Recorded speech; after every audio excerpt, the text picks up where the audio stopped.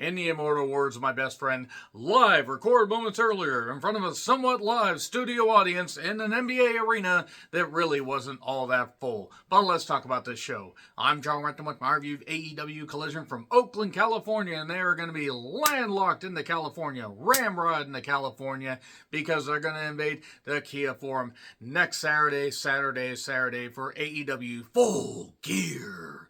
So, it's going to be an interesting week for AEW programming. This was recorded on the same day that Rampage went live. We say live. And we're going to have Dynamite, and then we're going to have Collision, and then Rampage. That's certainly going to be interesting, going head-to-head, at least Collision will be, with WWE SmackDown. So, what happened on this show? I mean, a few things. Was it of note? Was it not of note? Was it of note for the wrong reasons? So, one thing I do want to say is Collision at least focused mostly on wrestling and actually had some halfway decent, cool things happen. They were trying to really push for Full Gear. And also an announcement on top of an announcement, and Tony Khan really has to stop doing these announcements. So, anyway, 4,200 people according to WrestleTix. That's a 19,000 seat arena. They only used half of it. My God, that's barely half of the half. Anyway, Kevin Kelly was on assignment, and we get pre-tapes from the guys in the six-man tag, Roosh, and Garcia, as well as Andrade El Olio, and CJ shows up to be in the corner of Andrade El Olio. Garcia against Andrade, and I will stop saying El Olio one of these days. Yeah, CJ's there. I'm going to be perfectly honest. I really could have done without her being in AEW. I don't mind her getting a paycheck. I mean, it is what it is. Miro probably insisted on his wife being there.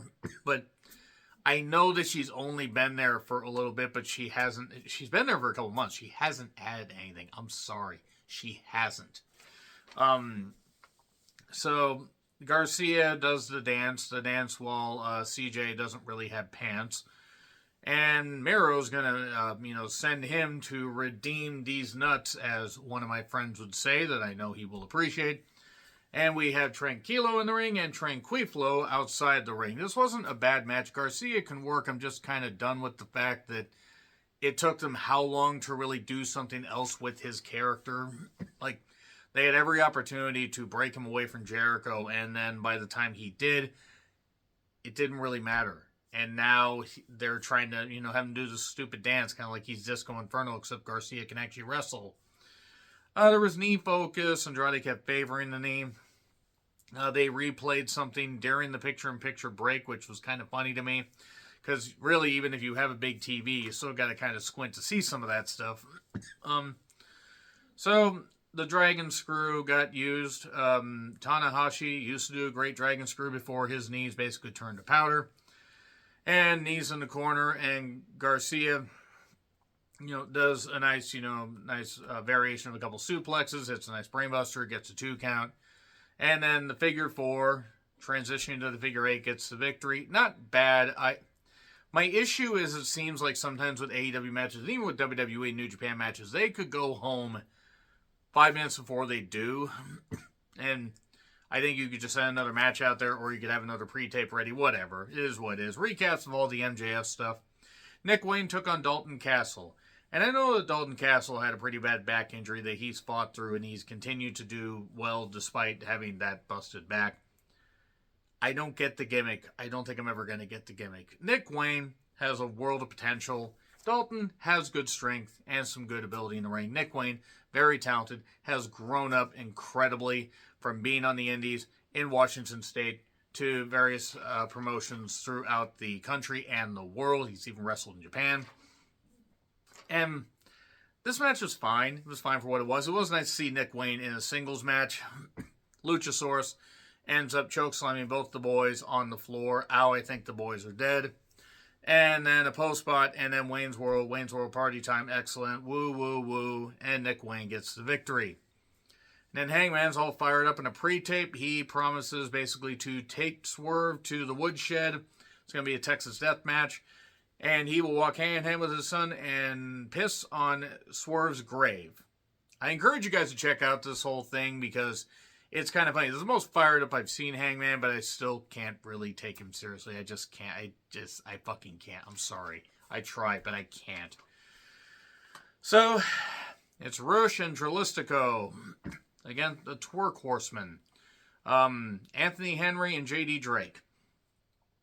This was alright, I guess. Dralistico Divelistico. Drake does a couple, athletic moves, misses a moonsault, ends up getting hit with the dropkick in the corner. You mess with the bowl, you get the Hearns, as Rush said. And that's for 3. Then House of Black appears on the screen, says, we're going to take the tag titles and make everybody chase us. Okay. And then Julia says, by the way, I'm going to go after Willow. And also Brody says, and I wrote this down, the enemy of our enemy is also our enemy. Right.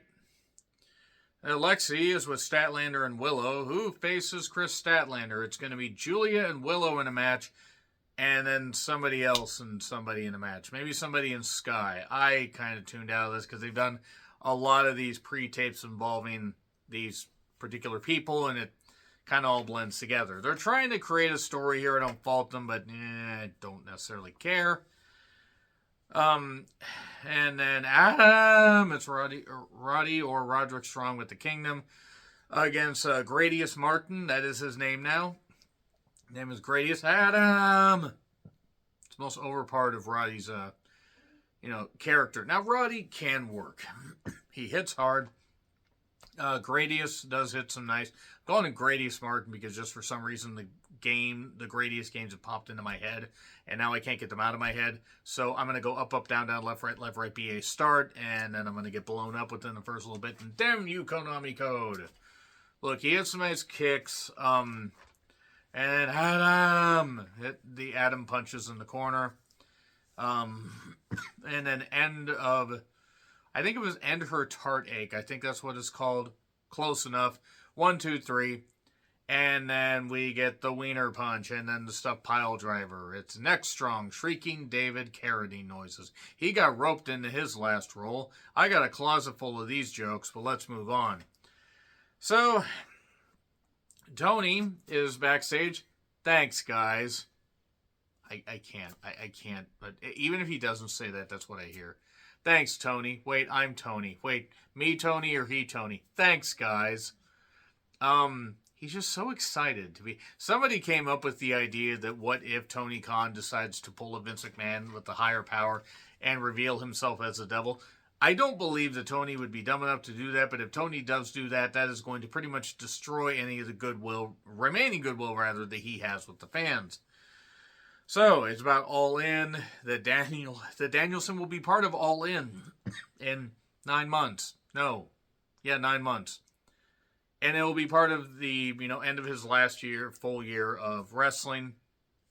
Blink, Tony, blink, you crazy man, blink. Also, we're getting the Continental Classic. It's a 12-wrestler round-robin tournament, and the finals take place at World's End. Okay. Round-robin, they're basically doing a G1-like thing. I don't know why they just didn't go 16. Really, you have enough wrestlers, Tony. You could have done something. Have a dark horse, not the Katy Perry song. That being said, Danielson will be in it, despite the fact that Danielson has a broken orbital bone, but okay. Just make sure that Danielson and Okada still happens. So, Julia Hart took on Willow Nightingale. What I would argue was actually the best match of the night, even though the main event had the bigger fight feel. These two laid their shit in. Julia has embraced his heel character. And Willow has very good fire, does the barking, the woof, woof, woof, woof, like Brody does. And there was a nice, suplex on the floor by Willow. There was one point where she locked on a gory special type and then locked on, we're bending Julia around and everything, moving on from that imagery. And Julia ends up, dodging out of the way. Willow hurls herself stupidly into the steps. Good tactic there. And then a moonsault after that. 1, 2, 3. So Julia gets the victory. All right, not going to complain. Lexi is then between two men, Starks and Bog Bill. They are going to choose their opponents until Lexi informs them, oh yeah, you're going to face FTR and House of Black, and I could have swore they were going to face another team, but I don't know anymore. So Paul White joins commentary for Hobbs to beat up Titus Alexander. At least I believe that's who that was. I recognized him. They also showed him very briefly. I've seen him at a few indie shows. Titus Alexander is very talented. It was a squash. World's Strongest Slam 1, 2, 3. Callis is out there with Kyle Fletcher.